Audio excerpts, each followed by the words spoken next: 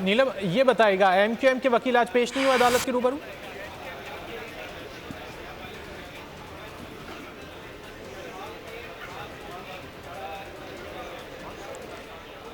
नीलम, ये बताएगा एमक्यूएम की तरफ से कोई वकील आज अदालत के रूबरू पेश नहीं हुआ?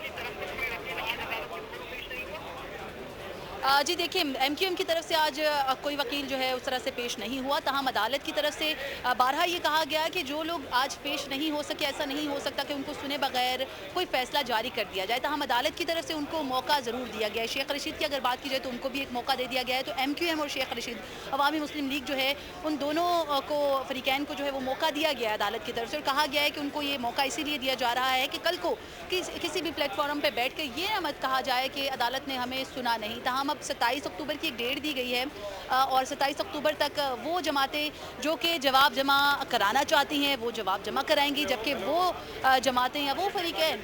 जिनको आज अदालत पेश होने का मौका नहीं मिला या वो किसी वजह से पेश नहीं हो सके, तो उनको अदालत की तरफ से एक मौका दिया गया है, जिसे अदालत यकीनी तौर पर जब फैसला जारी करेगी तो उसको अपने अदालती रिकॉर्ड का हिस्सा बनाएगी कि हमने इन फरीक़ैन को सुना, या अगर वो किसी वजह से पेश नहीं हो सके तो उनको सुनने का ज़रूर मौका दिया गया, ताकि कल कल को सुप्रीम कोर्ट ऑफ पाकिस्तान का कोई फैसला आए तो उस पर कोई भी फरीक ये ना कह सके कि हमें सुनने का मौका नहीं दिया गया। तो बिल्कुल एमक्यूएम और जो अवामी मुस्लिम लीग के सरबराह हैं उनकी तरफ से कोई पेश नहीं हुआ, और वकील तब्दील करने की जो इस्तदा है वो भी अदालत की तरफ से अदालत में की तो नहीं की, लेकिन अदालत ने दौरान समाअत जो अवामी मुस्लिम लीग के सरबराह हैं उनको ये ऑप्शन दिया है कि भाई आप अपना वकील चेंज कर लें, क्योंकि उस वक्त के जो वकील थे आप वजीर बन चुके हैं, तो लिहाजा वकील जो है वो बदलना होगा। लेकिन दोनों इतराफ़ में देखा गया है कि एक मौका ज़रूर दिया गया है। अहम केस की अहम समाअत थी, और ना सिर्फ वो फरीक़ैन जो यहाँ पर नहीं आए उनको मौका दिया गया, बल्कि वो फरीक़ैन जिनकी तरफ से दरख्वास्तें वापस लेने की इस्तदाएँ की गई थी वो आज अदालत में पेश हुए। तो अदालत की तरफ से उनसे कहा गया है कि तहरीरी जो मौरिज़ात हैं वो पेश की जाएँ, तहरीरी तौर पर अदालत को बताया जाए, ताकि ये अदालती रिकॉर्ड का हिस्सा बनाया जाए कल को कि आप इन नज़रसानी दरख्वास्तों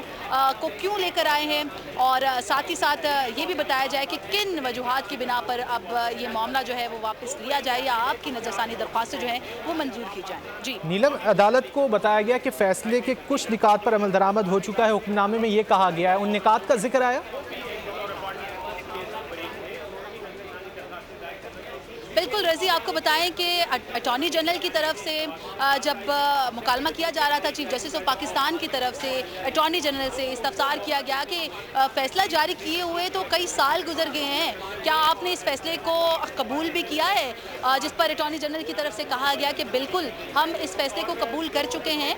लेकिन इस फैसले से मुतालिक जो मुख्तलिफ अमल दरामद से मुतालिक नुकात हैं उन पर अमल भी हो चुका है, जिस पर चीफ जस्टिस ऑफ पाकिस्तान ने बड़ा जो जिसे कहते हैं कि एक सरप्राइजिंगली एक उन्होंने एक जेस्चर दिया और कहा कि किन किन जो नुकात हैं उन पर अमल दरामद हो चुका है, जिस पर अटॉर्नी जनरल की तरफ से वो नुकात जो है वो अदालत में तो नहीं बताए गए, अलबत्ता उनकी तरफ से ये कहा गया है कि वो आइंदा समाअत पर अदालत को बताएंगे, जिस पर अदालत की तरफ से ये कहा गया कि आप ऐसा करें कि ज़ुबानी तौर पर नहीं, आप भले हमें तहरीरी तौर पर लिख के दे दें कि किन किन नुकात पर जो है वो आप लोग अमल दरामद करा चुके हैं। साथ ही साथ अगर जिस तरह आपने रज़ी अब सवाल कर ही लिया अदालती हुक्मनामे का, तो ये भी मैं आपको बताती चलूँ कि चीफ जस्टिस ऑफ पाकिस्तान की तरफ से जब मुख्तलिफ फ़रीक़ैन की जो दरख्वास्तें हैं उनको सुना जा रहा था, तो साथ ही साथ अदालत की तरफ से ये रिमार्क्स भी दिए गए कि आप सब की जो नज़रसानी दरख्वास्तें हैं उनसे तो मुझे डेफिनेटली जो शौक था वो लगा, लेकिन मैं समझता हूँ कि जिस फरीक को जो कि एग्रीव पार्टी थी, जो कि मुतासिर पार्टी लगी इस फैसले से, उसने इस फैसले को मनोअन कबूल किया, जो कि खादिम हुसैन रिजवी साहब का जिक्र किया, उनकी तरफ से ये कहा गया कि उस पार्टी को मैं ये सोच रहा था कि शायद वो नज़रसानी में आएगी, लेकिन अच्छी बात यह है कि उन्होंने शायद उनकी गलती थी तो उसको तस्लीम किया और वो इस फैसले के खिलाफ अदालत में नहीं आए। तो इसलिए ये बड़ा सरप्राइजिंग था कि जिस पार्टी को या एग्रीव पार्टी जिसे कह लें कि उसको आना चाहिए था सुप्रीम कोर्ट ऑफ पाकिस्तान में, उसकी बजाय वो पार्टीज़ जो कि इस मामले में फरीक थी बज़ाहिर, उन्होंने नज़रसानी दरख्वास्तें दायर कर दी। तो लगभग ये जो मामला है अब 27 अक्टूबर तक तो चला गया है, 1 नवंबर को दोबारा होगी, लिहाजा जो तहरीरी मुआवज़ात होंगी वो देखने के काबिल होंगी कि जो मुख्तलिफ फ़रीक़ैन हैं वो इस मामले पर क्या प्ली लेते हैं, क्या वजूहात जो है वो बताते हैं, और स्पेशली जो अटॉर्नी जनरल ऑफ पाकिस्तान की रिपोर्ट होगी फैसले पर अमल दरामद से मुताल्लिक़ कि किन किन नुकात पर अभी तक अमल दरामद हुआ है, ये एक चैलेंजिंग होगा डेफिनेटली, क्योंकि 4 साल के बाद अब एक जो फैसला है उसके जो एग्जीक्यूशन से मुताल्लिक़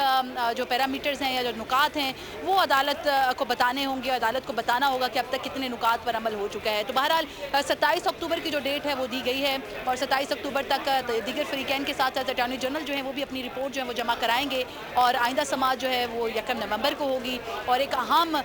पेशरफ जो है वो जारी होने का इम्कान है। सुप्रीम नीलम, कोर्ट ये भी पाकिस्तान बताएगा कि एजाजुल हक से भी बयान हल्फी तलब किया गया है, उसके हवाले से क्या तफसीलात है? बिल्कुल जी, एजाजुल हक से मुतालिक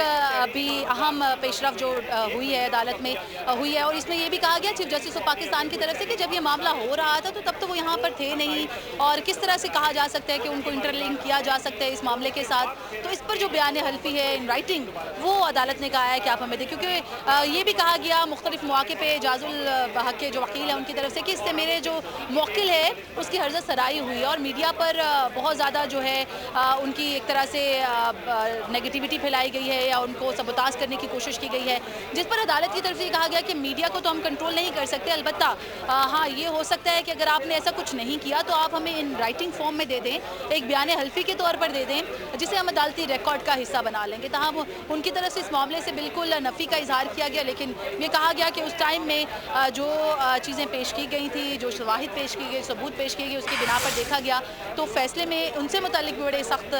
जो अल्फाज थे वो इस्तेमाल किए गए थे। तहम अब नज़रसानी में उनकी तरफ से इस्तदा तो की गई अदालत से। अदालत ने कहा है कि अगर आपका इस तमाम तर मामले से कोई ताल्लुक वास्ता नहीं था तो आप बयान हल्फी दे दें इन राइटिंग में और हम उसे अदालती रिकॉर्ड का हिस्सा बना लेंगे। जी नीलम, ये भी बताएगा क्या इस केस की समाअत को भी बराह रास्त नश्र करने के हवाले से कोई जिक्र है? देखिए, प्रैक्टिस एंड प्रोसीजर एक्ट से मुतालिक जो अहम केस था उसको तो सुप्रीम कोर्ट ऑफ पाकिस्तान की हिस्ट्री में पहली दफ़ा ऑन एयर किया गया, लेकिन अभी तक इस केस से मुतालिक कुछ अहम जो इतलात हैं वो नहीं आ सके। अलबत्ता अगर अवामी मुफाद से मुतालिक देखा जाए तो डेफिनेटली ये केस एक धरने से मुतालिक था जिससे आम लोगों की जो सरगर्मियाँ थी अमूमी तौर पर वो मुतासर हुई थी, तो इस पर भी शायद आने वाले दिनों में कोई अहम पेशरफ जो है वो हो सकती है, क्योंकि chief justice of Pakistan justice Qazi Pakistan की तरफ से 12 बड़े साफ अल्फाज में बताया गया कि जो अवामी और अमूमी नोयत के मुकदमात होंगे तो उनकी तरफ से कोशिश की जाएगी कि उसको खुली अदालत में लगाया जाए ताकि आम पब्लिक जो है वो भी उसको देख सके। तो अभी ये देखना होगा कि इस पर चीफ जस्टिस ऑफ पाकिस्तान का क्या चांस है, क्योंकि अभी काफ़ी दिन मौजूद हैं इस मामले की हेयरिंग में, तकरीबन 1 माह लगेगा, तो 1 माह में डेफिनेटली कुछ ना कुछ अहम जो पेशरफ्त है इस पर भी का इम्कान है, क्योंकि अमूमी नोयत के जो मुकदमात हैं उसमें ये पहले चीफ जस्टिस ऑफ पाकिस्तान है जिनकी तरफ से एक तरह से रिवायत जो है वो रखी गई है कि वो खुली अदालत में लगने चाहिए ताकि आम लोग भी उस मुकदमे को सुन सकें, उस मामले को सुन सकें और वो देख सकें कि किस तरह से अदालतें जो हैं वो इन मामलात पर अपनी डायरेक्शन जो हैं वो देती हैं। तो लेट्स सी, अभी 1 महीना तकरीबन बाकी है इस मामले पर, तो अदालत की तरफ से शायद इस पर भी कोई अहम डायरेक्शन जो है वो जारी हों और शायद ये मामला भी बराह रास्त एक तरह से खुली अदालत में लगाया जाए ताकि तमाम के तमाम लोग इसको देख सकें। जी, अगर आपको ये वीडियो पसंद आए तो लाइक पर क्लिक करें, सब्सक्राइब करें और बेल दबाएं ताकि कोई खबर रह न जाए।